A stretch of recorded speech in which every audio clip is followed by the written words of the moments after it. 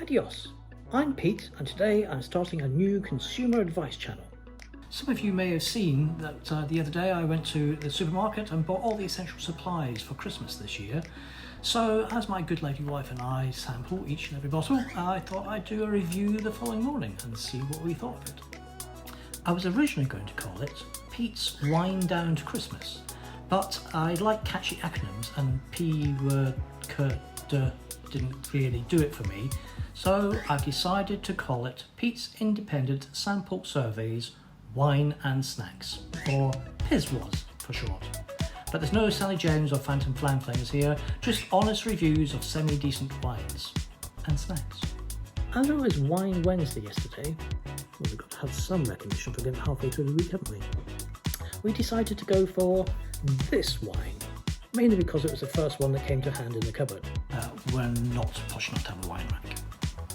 Now, I've noticed some wannabe wine snobs would call this a Rioja, but I prefer the more phonetic traditional pronunciation of a Rioja.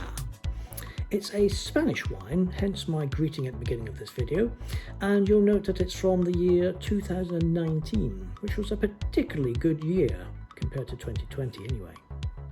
I will admit that my good lady wife and I had tried this wine 2 or 13 times before, and the red flavoured version of it is a particular favourite on a Sunday evening. So let's get down to the review.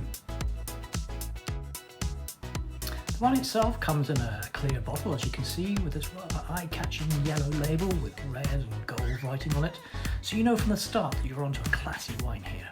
It's even got the coordinates of where the wine was made, which I've never taken the time to notice before. It comes with a screw top opening, which is very handy and saves us precious seconds and potential injuries faffing around with a corkscrew, and it pours very nicely too. Its vital statistics are 12.5% alcoholic content, and there are 92 calories per glass, assuming you get 6 glasses as for a bottle of wine. And nobody gets 6 glasses as for a bottle of wine. So, assuming that you get 4 glasses as for a bottle, there are 138 calories per glass. I've worked out that the 2 normal glasses that I had of this wine last night provided enough energy to power me round the dog walking field twice this morning and still leave enough left to make myself some lunch. Colour-wise, I would say it was on the yellow side of white, somewhat reminiscent of the colour I saw against the porcelain this morning, but I wouldn't let that put you off. Thinking about it, I've never really understood why they call it white wine, when clearly it's not white. Milk is white, and to my knowledge there are no wines that are the same colour as milk. Shame really, it'd make breakfast cereal a bit more interesting.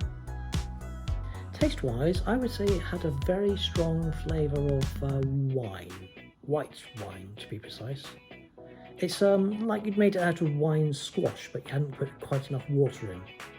There's quite an explosion of taste on the swallow, which becomes quite addictive after you've had 1 or 2 gulps. I shared this wine with my good lady wife as usual, although her glass had a large hole in the top which seemed to make it disappear faster than mine. Nonetheless, she seemed to enjoy it very much. Snack-wise, we went with one of our favourites, Walker's Sensations Mango and Red Chili Chutney Poppadoms. Quite a mouthful.